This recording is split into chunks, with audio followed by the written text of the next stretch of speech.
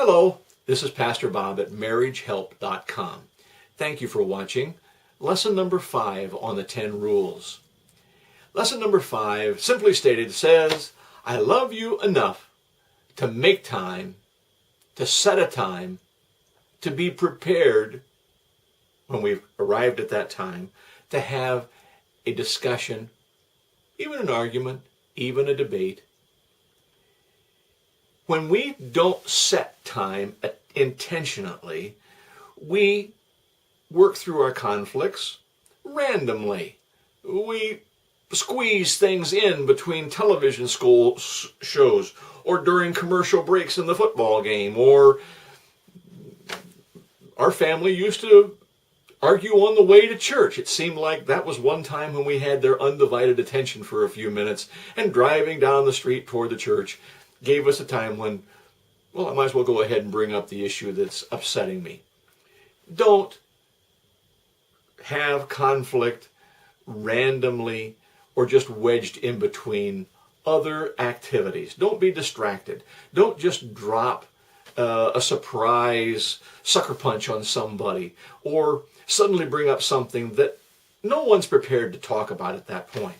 If you're going to have a discussion about the family budget problems, it's going to require some thoughtful consideration, some prayerful consideration for which priorities ought to come first and which ones have to be pushed back into later.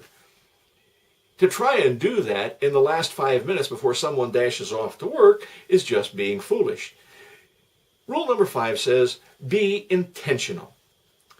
Being intentional means I love you enough to put aside something that I would like to do or that I feel is important to do, so that we can go through the discussions that we need to have in a thoughtful and loving way.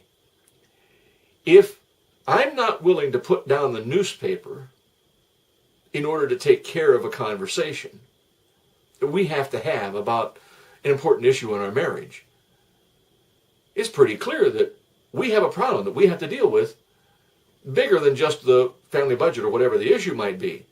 We have an even bigger problem when it comes to saying, how much do you love me? Are you willing to sit down and talk this thing through? Lesson number 5 is a very simple, straightforward one in one sense, because you either make time or you argue on the fly. Arguments that happen that way are almost always destructive and almost always have to have repair work done later, because you can't think it through.